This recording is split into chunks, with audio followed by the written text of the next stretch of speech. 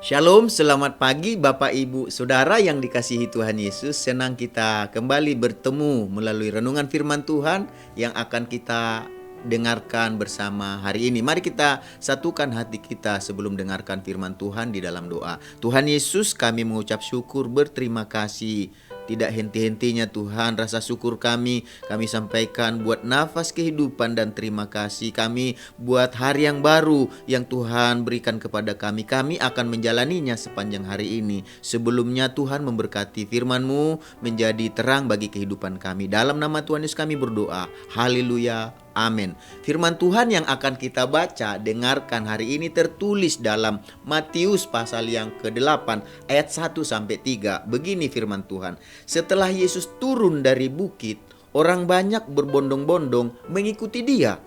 Maka datanglah seorang yang sakit kusta kepadanya, lalu sujud menyembah dia dan berkata, "Tuhan, jika Tuhan mau, Tuhan dapat mentahirkan aku." Lalu Yesus mengulurkan tangannya, menjamah orang itu dan berkata, "Aku mau, jadilah engkau tahir." Seketika itu juga tahirlah orang itu daripada kustanya. Dari ayat-ayat yang kita baca dengarkan hari ini, kita akan berbicara tentang Tuhan Yesus berkuasa untuk menyembuhkan.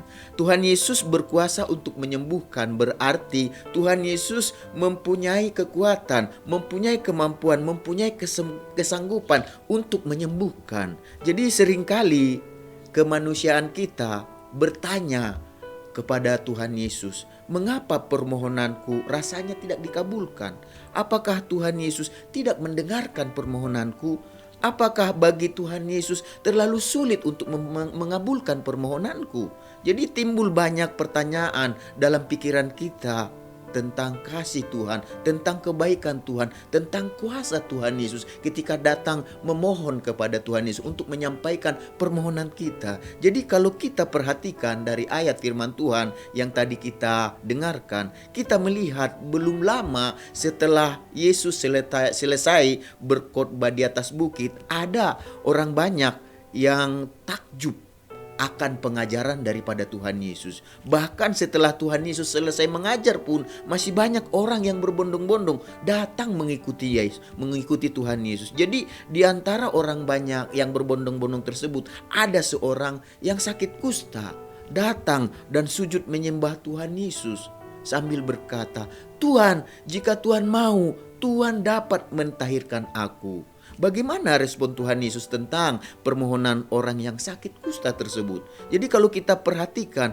permohonan orang yang sakit kusta tersebut sangatlah sederhana, tetapi permohonannya itu berisi pemahaman iman yang sangat luar biasa, kepercayaan yang sangat luar biasa, keyakinan yang sangat luar biasa kepada Tuhan Yesus. Jadi permohonan orang kusta tersebut mengandung keyakinan yang kuat bahwa Tuhan Yesus sanggup melakukan segala sesuatu kalau ia mau. Jadi orang yang sakit kusta tersebut mempercayai bahwa Tuhan Yesus mempunyai kuasa dan tidak ada yang mustahil bagi Tuhan Yesus kalau Tuhan Yesus mau. Jadi ia percaya bahwa Tuhan Yesus mau dan Tuhan Yesus sanggup untuk mentahirkannya dari penyakit kusta yang dialaminya. Jadi kepercayaan tersebutlah yang membuatnya, keyakinan tersebutlah yang membuatnya berani dan tidak ragu untuk datang memohon kesembuhan kepada Tuhan Yesus. Jadi kepercayaan orang yang sakit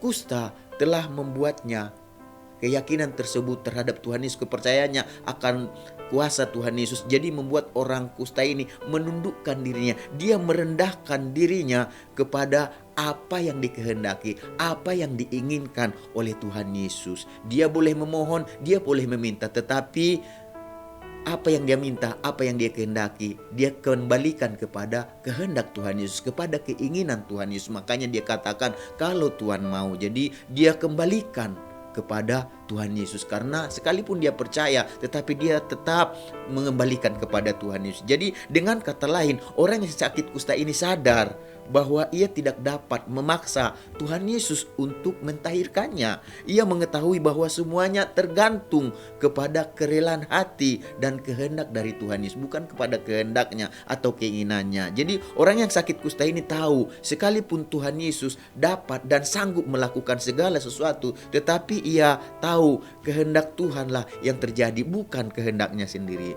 Jadi Bapak Ibu Saudara yang dikasihi Tuhan Yesus bagaimana meresponi orang yang sakit kusta tersebut? Respon Tuhan Yesus dia nyatakan dengan ayat yang kita baca tadi. Dia meresponi orang yang sakit kusta tersebut dengan mengulurkan tangannya. Yesus mengulurkan tangannya dan menjamah orang yang sakit kusta itu sambil berkata kepada orang yang kusta tersebut. Dia katakan begini, "Aku mau, jadilah engkau tahir." Seketika itu juga tahirlah orang itu daripada kustanya. Luar biasa apa yang dikehendaki orang yang kusta tersebut sesuai dengan apa yang dikehendaki oleh Tuhan Yesus. Kalau engkau mau, dia serahkan kepada kehendak dan keputusan Tuhan Yesus. Tetapi apa yang dikehendaki dan diinginkan oleh orang kusta tersebut, permohonannya itu sesuai dengan apa yang dikehendaki oleh Tuhan Yesus. Jadi orang yang sakit kusta tersebut akhirnya ditahirkan, sembuh dari sakit kustanya. Jadi Bapak Ibu Saudara